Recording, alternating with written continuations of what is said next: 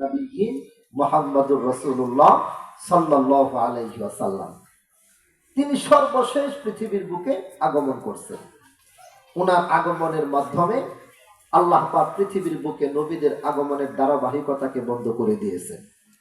আমাদের নবীজি আগমন করেছেন, কিয়ামত পর্যন্ত নবীজির পরে আর কোন নবী আগমন করার কোন সুযোগ এবং রাস্তা আল্লাহ পাক রাখেন নাই। কথা বলেন ঠিক কিনা?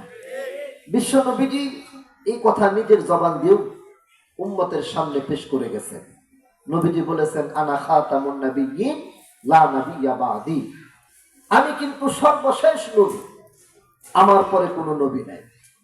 অতএব আমি যে দুনিয়া থেকে চলে যাচ্ছি, নবীজি ইন্তেকালের আগে বলে গেছেন, আমার পরে আর কোন নবী পৃথিবীর বুকে আগমন করবে না। আমি সর্বশেষ নবী, কিন্তু আমার উম্মত তোমরা যারা কিয়ামত পর্যন্ত তোমরা থাকবে। তো আমি তো চলে যাচ্ছি, আমি চলে যাওয়ার পর আমি তোমাদের কাছে দুইটি জিনিস রেখে যাচ্ছি। জোরে বলেন, কয়টা জিনিস? এই দুইটি জিনিসকে যদি তোমরা আঁকড়ে ধরে রাখতে পারো এবং এই দুইটি জিনিসের সাথে যদি তোমরা সম্পর্ক রাখতে পারো, বিশ্বনবী মুহাম্মদুর রাসূলুল্লাহ সাল্লাল্লাহু আলাইহি ওয়াসাল্লাম বলেন, তাহলে কোন দুশমন তোমাদের সাথে দুশমনি করে তোমাদেরকে জাহান্নামের দিকে নিতে পারবে না। এই দুইটি জিনিসকে যদি তোমরা তোমাদের সাথে সম্পৃক্ত করে তোমরা মজবুত ভাবে এই দুইটি জিনিসকে ধারণ করে রাখতে পারো, কোন ইবলিস তোমাদের সাথে ইবলিসি করে কুলাইতে পারবে না। শয়তান কোন সময় তোমাদেরকে পথভ্রষ্ট করতে পারবে না। এই দুই জিনিসের সাথে যদি তোমাদের সম্পর্ক থাকে, তাহলে তোমরা কোনো সময় বিপদগামীও হবে না, তোমরা জাহান্নামের দিকেও অগ্রসর হবে না। এই দুনিয়াতেও কোন বাতিল, আল্লাহর দুশমন, এমনকি তোমাদের জন্য যারা বিপজ্জনক, তাদের কেউ কোনো সময় তোমাদের বিরোধিতা করে পর্যন্ত টিকে থাকতে পারবে না। ওই দুইটি জিনিসের একটি জিনিসের নাম বিশ্বনবীজি বলে গেছেন কিতাব আল্লাহ। একটার নাম হলো আল্লাহ পাকের কিতাব, আল্লাহ পাকের কালাম, 30 পারা কুরআন। কথা বলে ঠিক কিনা? বিশ্বনবী হযরতে মুহাম্মদুর রাসূলুল্লাহ সাল্লাল্লাহু আলাইহি ওয়াসাল্লাম বর্ণনা করেন, তারাকতু ফীকুম আমরাইন, ও আমার উম্মতেরা, আমি নবী মুহাম্মদ চলে যাচ্ছি, তবে আমি দুনিয়া থেকে চলে যাব, এটাই স্বাভাবিক। কারণ আমার পূর্বেও বহু নবী এবং রাসূল পৃথিবীর বুকে আগমন করেছিল, তারা যেরকম ভাবে থাকতে পারে নাই, আমি নবী মুহাম্মদ পর্যন্ত থাকতে পারবো না। কারণ আল্লাহ পাক রব্বুল আলামিন কুরআনুল কারীমের মধ্যে আগেই ঘোষণা করে দিয়েছেন, ওয়া মা মুহাম্মাদুন ইল্লা রাসূল ক্বাদ খালাত মিন ক্বাবলিহির রাসূল। ও দুনিয়ার মানুষ, আল্লাহ পাক রব্বুল আলামিন বলেন, অবশ্যই মুহাম্মদ আমি আল্লাহ পাক রব্বুল আলামিনের পক্ষ থেকে প্রেরিত একজন রাসূল এবং পয়গম্বর। শোনো শোনো, নবী মুহাম্মদের পূর্বেও এই পৃথিবীর বুকে বহু নবী এবং রাসূলগণ আগমন করেছিলেন, তারা কেউ যেরকম ভাবে দুনিয়ার বুকে থাকতে পারে নাই, আমার নবী মুহাম্মদ সেও দুনিয়ার বুকে কিয়ামত পর্যন্ত থাকতে পারবে না। কথা বলে ঠিক কিনা? আল্লাহ পাক রব্বুল আলামিন জানাইয়া দিয়েছেন, ও নবী মুহাম্মদ, আপনার পূর্বের নবী রাসূলগণ যেরকম ভাবে দুনিয়ার বুকে আগমন করে তারা দুনিয়া থেকে চলে গেছে, অবশ্যই অবশ্যই আপনিও এক সময় দুনিয়া থেকে চলে যাবেন। মুসলমান ভাইয়েরারি, আমার বিশ্ব নবী হযরতে মুহাম্মদুর রাসূলুল্লাহ সাল্লাল্লাহু আলাইহি ওয়াসাল্লাম তার উম্মতের মাঝে বলে গেছেন, আমার পূর্বের নবী রাসূলগণ যেরকম চলে গেছে আমিও তো চলে যাব। তবে আমার পূর্বের নবী রাসূলদের মধ্যে থেকে যখন ওই কোন নবী এবং রাসূল দুনিয়া থেকে বিদায় নিত, আল্লাহ পাক আরেকজন নবী এবং রাসূল পৃথিবীর বুকে প্রেরণ করত। কিন্তু আমি তো সর্বশেষ নবী, আমার পরে পৃথিবীর বুকে কোন নবী এবং রাসূল আগমন করবে না। কিন্তু আমি মুহাম্মদ যে দুনিয়া থেকে চলে যাব, তোমরা কিভাবে কিয়ামত পর্যন্ত আগত উম্মত যারা হবে দ্বীন এবং ইসলামের উপরে টিকে থাকতে পারবে, আমি নবী মুহাম্মদ তোমাদের সামনে সে রাস্তাটাকে বলে যাচ্ছি। সুবহানাল্লাহ বলেন। বিশ্ব নবীজি বলেন, তারাক্তু ফীকুম আমরাইন, ও আমার উম্মতরা শোনো, আমি তো দুনিয়া থেকে চলে যাচ্ছি, আর আমার চলে যাওয়াটা এটা স্বাভাবিক, আমি চলে যাব। কিন্তু আমি চলে গেলেও আমার পরে যেহেতু কোন নবী এবং রাসূল পৃথিবীর বুকে আগমন করবে না, আমি তোমাদের মাঝে দুইটি জিনিসকে রেখে যাচ্ছি। একটু জোরে বলেন না কয়টা জিনিস? সবাই বলেন কয়টা জিনিস? মুসলমান, বিশ্বনবীজি বলেন, আমি চলে যাচ্ছি, কিন্তু তোমাদের মাঝে আমি দুইটি জিনিসকে রেখে যাচ্ছি। লাম তাদিল্লু মা তামাসসাকতুম বিহিমা, যতক্ষণ পর্যন্ত এই দুইটা জিনিসকে তোমরা আঁকড়ে ধরে রাখবা, যতক্ষণ পর্যন্ত এই দুইটি জিনিসের সাথে তোমরা সম্পর্ক রাখবা, বিশ্ব নবীজি বলেন, লান তাদিল্লু, ততক্ষণ পর্যন্ত তোমরা কেউ পথভ্রষ্ট হবে না। সুবহানাল্লাহ বলেন।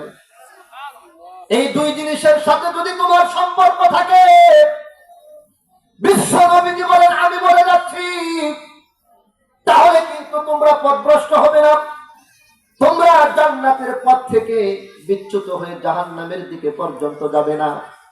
মুসলমান ভাইয়েরাই আমার, সেই দুই জিনিসের এক জিনিস সম্পর্কে বিশ্ব নবীজি বলেন, কিতাব আল্লাহ।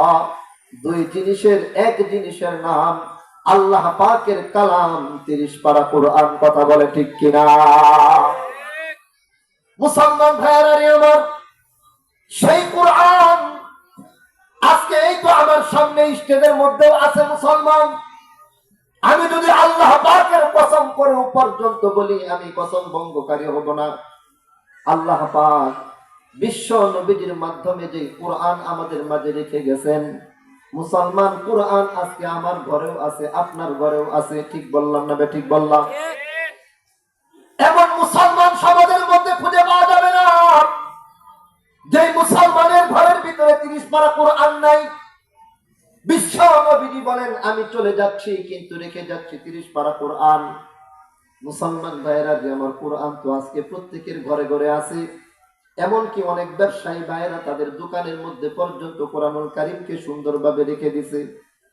মুসলমান ভাইয়েরা যে আমার, সমাজের প্রত্যেকটা মসজিদে মসজিদে পর্যন্ত পবিত্র কোরআনুল কারীমকে সুন্দর করে সাজিয়ে রাখা হয়েছে। ও মুসলমান, আমার এবং আপনার প্রত্যেকের এলাকার মধ্যে কম বেশি যে সকল কওমি মাদারেস গুলো আছে, ওই সকল মাদ্রাসার মধ্যে পর্যন্ত 30 পারা কোরআনকে সংরক্ষণ করা হয়েছে। ঠিক কিনা বলেন? যারা দেখবেন কোরআনুল কারীমের কপি অত্যন্ত সুন্দর করে মসজিদে মসজিদে, মাদ্রাসায় মাদ্রাসায়, মুসলমানের ঘরে ঘরে সুন্দরভাবে রাখা হয়েছে। কিন্তু মুসলমান, বিশ্ব নবীজি শুধুমাত্র কেবলমাত্র এতটুকুই বলে নাই, কোরআন তোমরা রেখে দিলেই তোমরা মুক্তি পেয়ে যাবে, সঠিক পথ পেয়ে যাবে। বিশ্ব নবীজি বলছেন, কোরআনুল কারীমকে তোমাদের আঁকড়ে ধরতে হবে। কথা বলে ঠিক কিনা? কোরআন সব জায়গায় আছে। আজকে মুসলমান কোরআন বিশ্বাসও করে। ঠিক কিনা বলে? এমন মুসলমান খুঁজে পাবেন না যে মুসলমান বলবে যে আমি কোরআন বিশ্বাস করি না। যদি কেউ বলে আমি কোরআন বিশ্বাস করি না, আল্লাহর কসম করে বলে মুসলমান, যদি কেউ কোরআনুল কারীমের একটি হরফ, একটি নুক্তাকে পর্যন্ত অস্বীকার করে, আল্লাহর কসম সে মুসলমান থাকতে পারে না। ঠিক কিনা বলে? কোরআন এমন এক মহাকালাম, এমন এক মহাগ্রন্থ, যেই কোরআনুল কারীম আমার এবং আপনার প্রত্যেকের কাছে আছে। মুসলমান, কিন্তু মুসলমান শুধুমাত্র কেবলমাত্র কোরআনুল কারীম আমাদের কাছে থাকলে চলবে না। বিশ্ব নবীজি বলছেন, কোরআনুল কারীমকে মজবুত ভাবে আঁকড়ে ধরতে হবে। কথা বলে ঠিক কিনা? কোরআনকে তো আঁকড়ে ধরি না, যে হাতে ধরলেন, বুকের মধ্যে চাপ দিয়ে রাখলেন।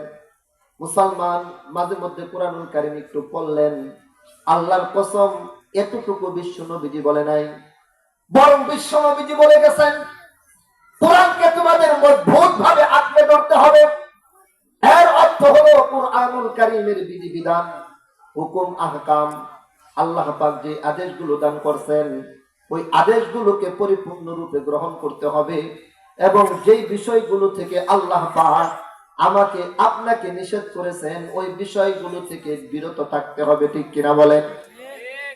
কিন্তু আজকে আমরা কেমন মুসলমান, কুরআন আমাদের প্রত্যেকের ঘরের ভিতরে যদিও আছে, কুরআন যদিও আমাদের প্রত্যেকের সামাজিক মসজিদের ভিতরেও আছে, কুরআন যদিও আমাদের এলাকার মাদ্রাসায় পর্যন্ত আছে, মুসলমান ভাইরারি আমার, সেই কুরআনুল কারীমকে প্রত্যেকটা মানুষ তার নিজের জীবনে বাস্তবায়ন করবে, পরিবারের ভিতরে বাস্তবায়ন করবে, সমাজের ভিতরে বাস্তবায়ন করবে, রাষ্ট্রের ভিতরে পর্যন্ত বাস্তবায়ন করবে।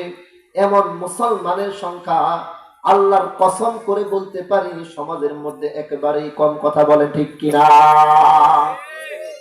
কুরআনের আইন বাস্তবায়ন করার কথা বললে, কুরআনের বিধান, কুরআনের আইন, কুরআনের রীতিনীতি আল্লাহ পাক দান করছেন, যদি বলা হয় সেই কুরআনকে রাষ্ট্রীয়ভাবে বাস্তবায়ন করতে হবে, কুরআনের হুকুমকে প্রতিটি মানুষের ব্যক্তি জীবন থেকে শুরু করে আন্তর্জাতিক জীবন পর্যন্ত আল্লাহ পাক যেরকম ভাবে হুকুম করেছেন ওইরকম ভাবেই বাস্তবায়ন করতে হবে।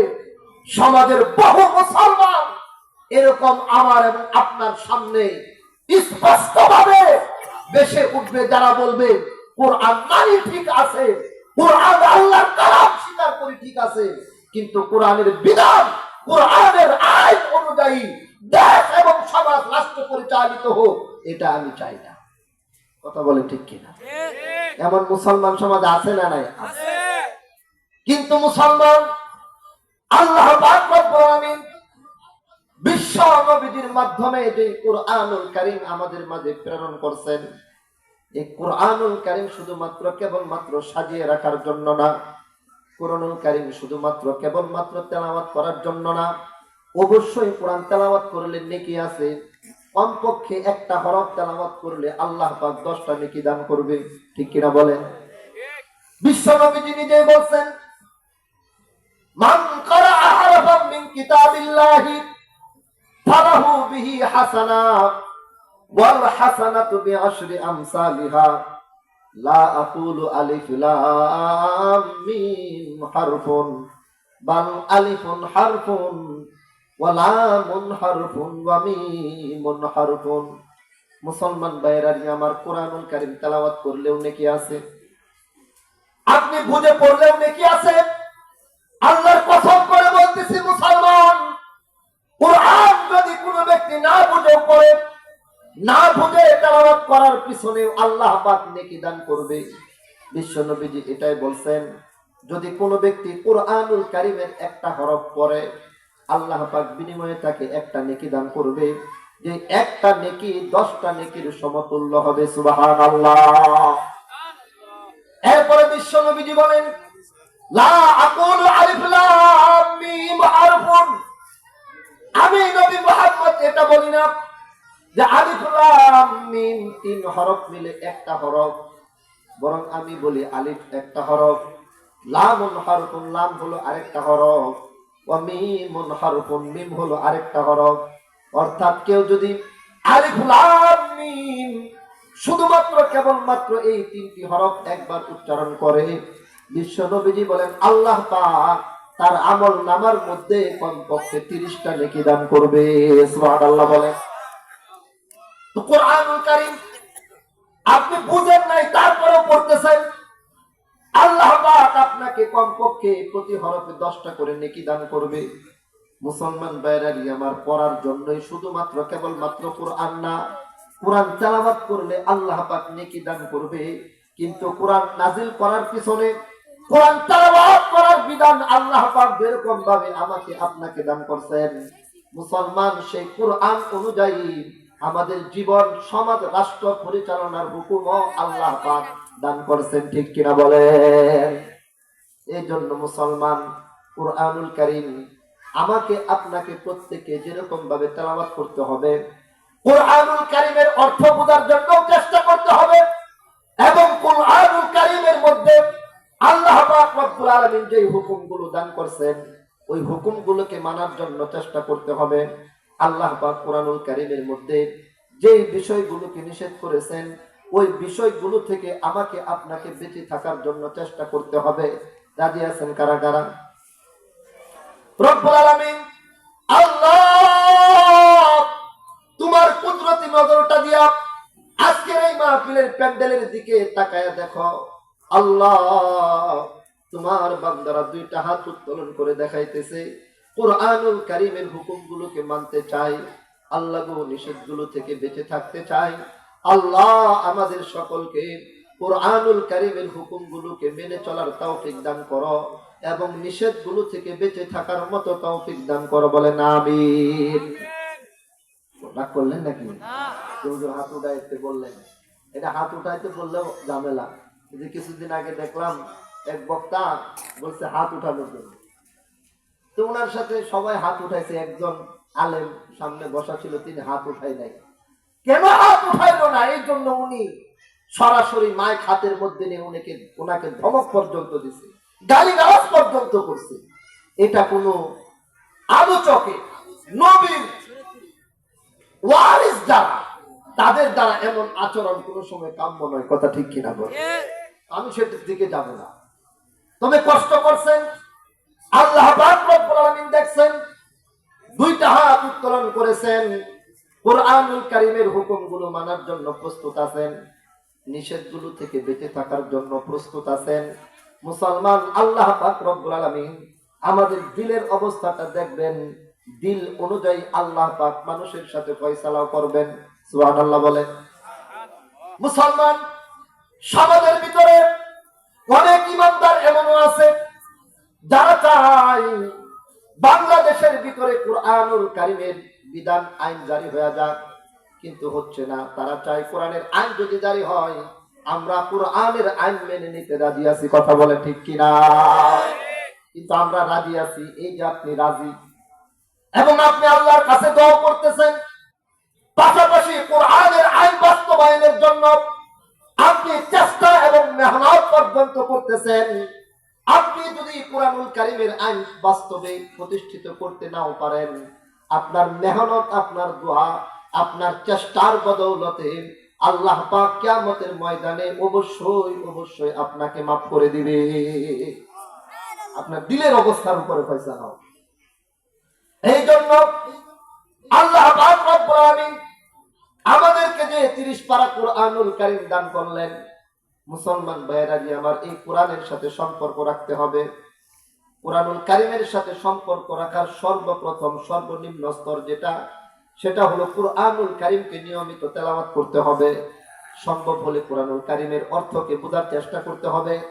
আরো যদি সম্ভব হয় কুরআনুল কারীমের ব্যাখ্যা বিশ্লেষণগুলো পর্যন্ত বোঝার জন্য চেষ্টা করতে হবে।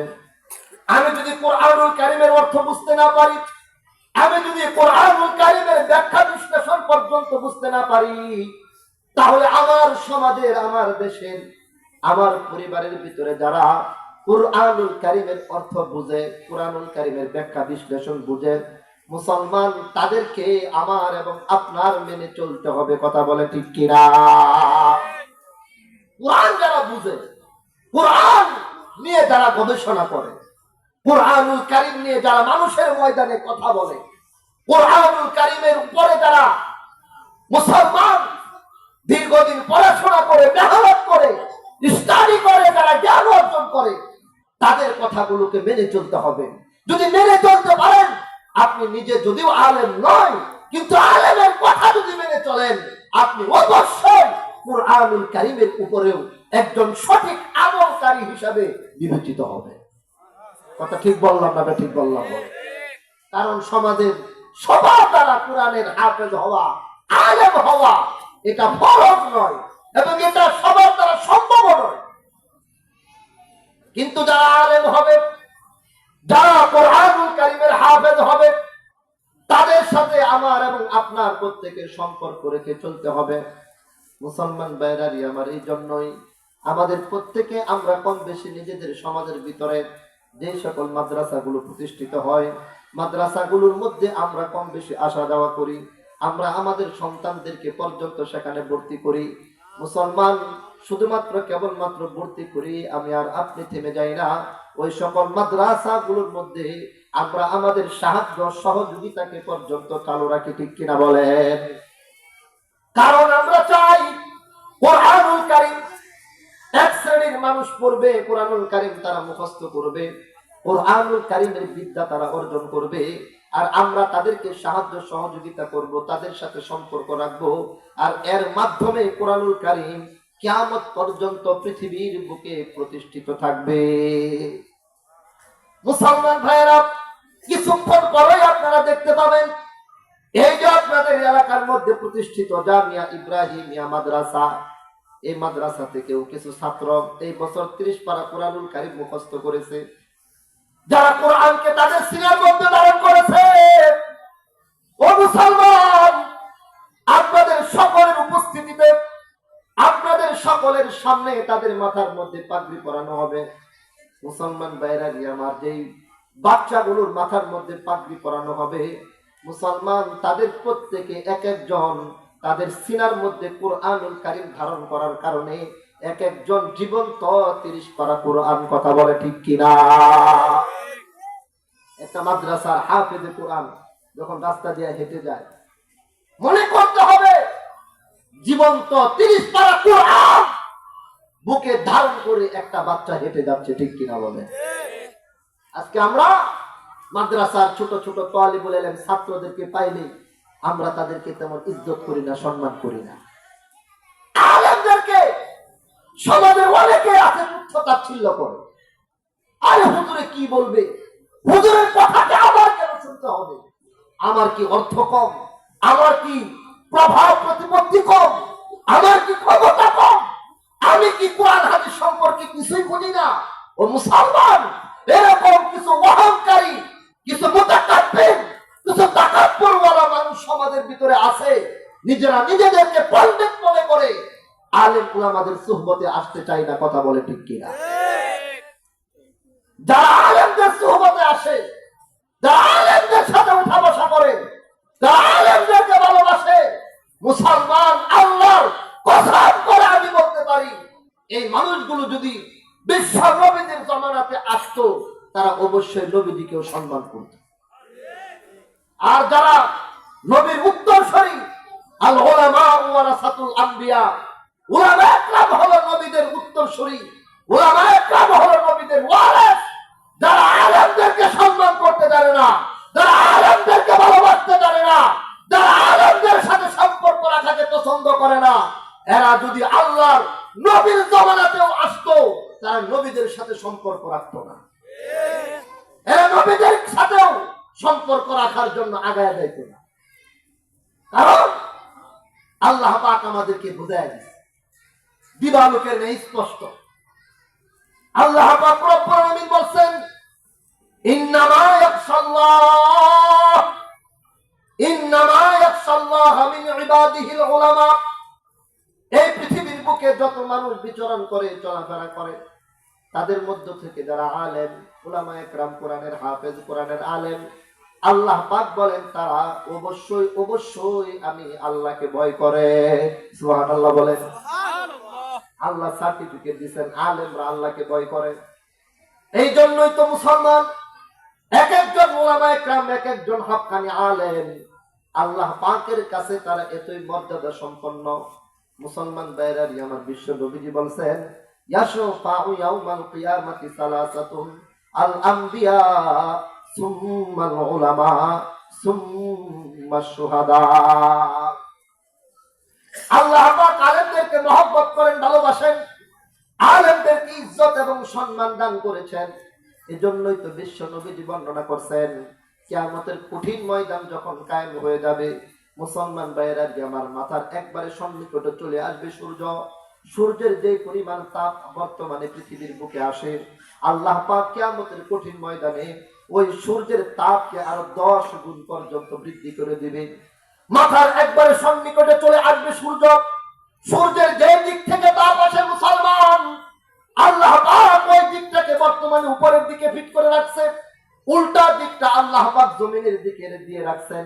কিয়ামতের কঠিন ময়দানে আল্লাহ পাক যেই দিক থেকে তাপ আসে সেই দিকটা নিচের দিকে ফিট করে দিবে, তাপটাও আরো 10 গুণে বৃদ্ধি করবেন এবং মাথার একবারে সন্নিকটে পর্যন্ত পৌঁছিয়ে দিবে সেই সূর্যকে। আল্লাহর কসম মুসলমান, ওই সূর্যের তাপের কারণে মানুষ এত বেশি ঘামতে থাকবে। বিশ্ব নবীজি বলছেন কোন নারী এবং পুরুষের ঘামের পানি তার হাঁটু পর্যন্ত হয়ে যাবে।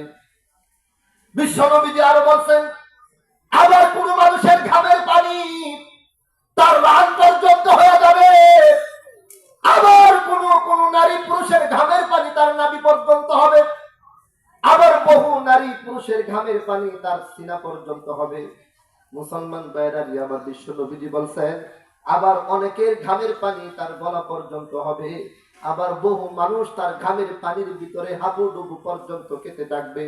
মুসলমান ভাইরানি আমার, সেই কিয়ামতের কঠিন ময়দানে মা যখন তার সন্তানকে অস্বীকার করবে, বাবা যখন তার সন্তানকে অস্বীকার করবে, স্বামী যখন তার স্ত্রীকে অস্বীকার করবে, স্ত্রী যখন তার স্বামীকে পর্যন্ত অস্বীকার করবে, ভাই ভাইকে অস্বীকার করবে, বোন তার ভাইকে অস্বীকার করবে। মুসলমান ভাইরানি আমার, সমাজপতি যারা, সমাজের নেতা যারা, তারা তাদের কর্মীদেরকে পর্যন্ত অস্বীকার করবে, আর কর্মীরা তাদের নেতাদেরকে পর্যন্ত অস্বীকার করবে। মুসলমান ওই কঠিন মুহূর্তে আল্লাহর নবী বিশ্ব নবীজি বলেন 3 শ্রেণীর মানুষ আল্লাহ পাকের কাছে মানুষের পক্ষে সুপারিশ করার অনুমতি পাবে। সুবহানাল্লাহ বলেন। কয় শ্রেণীর মানুষ? 3 শ্রেণীর। তারা আল্লাহ পাকের কাছে মানুষের পক্ষে সুপারিশ করবে। 1 নম্বরে যারা মানুষের জন্য আল্লাহ পাকের কাছে সুপারিশ করার অনুমতি পাবে, 1 নম্বরে যারা মুসলমান, তারা হলো আল্লাহ পাকের নবী এবং পয়গম্বর, নবী এবং রাসূলগণ। চিৎকার মেরে বলেন সুবহানাল্লাহ। 1 নম্বরে কিয়ামতের কঠিন ময়দানে মানুষের পক্ষে যারা সুপারিশ করার অনুমতি পাবে, তারা হলো নবী এবং রাসূলগণ।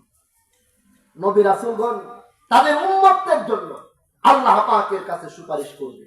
মুসলমান, আমার নবী, আপনার নবী, বিশ্ব নবী রাহমাতুল লিল আলামিন, তিনি গুনাহগার উম্মতের জন্য কিয়ামতের কঠিন ময়দানে আল্লাহ পাকের কাছে সুপারিশ করবে। যদি কারো ভাগ্যে নবীর সুপারিশ নসিব হয়ে যায়, আমি আল্লাহর নামের কসম করে বলতে পারি মুসলমান, নবীর সুপারিশ যদি ভাগ্যে জুটে যায়, কেউ তাকে আটকে রাখতে পারবে না। নবীর সুপারিশের বদৌলতে সুজা সে জান্নাতের মেহমান হয়ে যাবে। ঠিক কিনা বলে? এই জন্য মুসলমান ভালো করে বুঝতে হবে 3 শ্রেণীর মানুষ কিয়ামতের কঠিন ময়দানে আল্লাহ পাকের কাছে সুপারিশ করার অনুমতি পাবে। তাদের মধ্য থেকে 1 নম্বরে যারা, তারা হলো নবী এবং রাসূলগণ। 2 নম্বরে যারা মানুষের পক্ষে আল্লাহ পাকের কাছে সুপারিশ করার জন্য অনুমতি প্রাপ্ত হবে, তারা হলো হযরতে উলামায়ে কেরাম। সুবহানাল্লাহ বলেন। আলেম উলামারা কিয়ামতের কঠিন ময়দানে মানুষের পক্ষে সুপারিশ করবে। আজকে আপনি আপনার সন্তানকে মাদ্রাসায় দিবেন, আপনার সন্তান হাফেজ হবে, আলেম হবে। আপনার সন্তানকে যখন আল্লাহ পাক বলবেন তুমি কোরআনুল কারীমের হাফেজ হয়েছিলে, আলেম হয়েছিলে, হালালকে হালাল মেনে চলেছিলে, হারামকে হারাম হিসেবে মেনে চলেছিলে, আজকে তুমি জান্নাতে অবশ্যই যাবে। তবে যাওয়ার আগে আমি আল্লাহ পাক তোমাকে অনুমতি দিচ্ছি, তুমি তোমার পরিবারের ভিতর থেকে 10 জন যাদের জন্য জাহান্নাম ওয়াজিব, যাকে পছন্দ হয় তুমি নাম বলো। তোমার নাম বলার সাথে সাথে আমি আল্লাহ পাক তাদেরকে জাহান্নাম থেকে মুক্তি দিয়ে তোমার সাথে জান্নাতের মেহমান বানিয়ে দেব। সুবহানাল্লাহ। আল্লাহ পাক বলেন মান ক্বারাআল কুরআন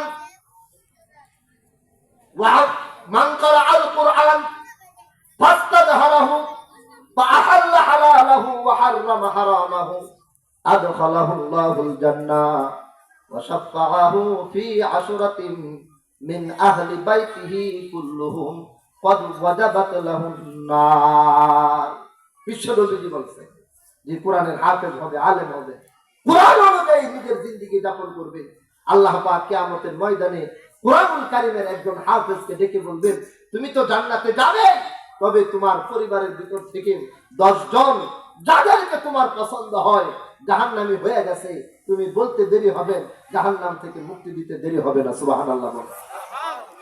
আপনি সন্তানকে মাদ্রাসায় দিতেছেন, আপনি 10,000, 15,000, 20,000 টাকা বেতনের চাকরি করেন।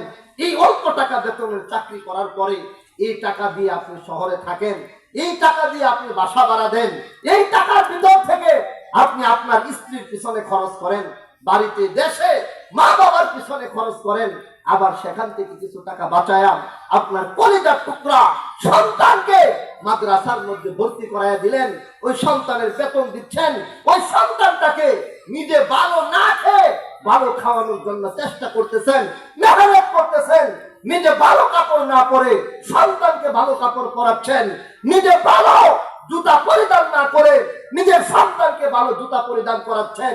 মুসলমান রাত 4টা বাজে একটা মা ঘুম থেকে জাগ্রত হয়ে তার কলিজার টুকরা সন্তানের জন্য নাস্তার ব্যবস্থা করতেছে। ও মুসলমান, একজন বাবা রাত 11টা 12টা পর্যন্ত ডিউটি করে সকালবেলা ঘুম থেকে উঠে কলিজার টুকরা সন্তানকে আবার মাদ্রাসার মধ্যে নিয়ে যাচ্ছে। আর এই বাচ্চা যখন জান্নাতে যাবে, সন্তান তার মা বাবাকে ভুলে যাবে। আল্লাহর কসম, এটা হতে পারে না। কথা বলে ঠিক কিনা?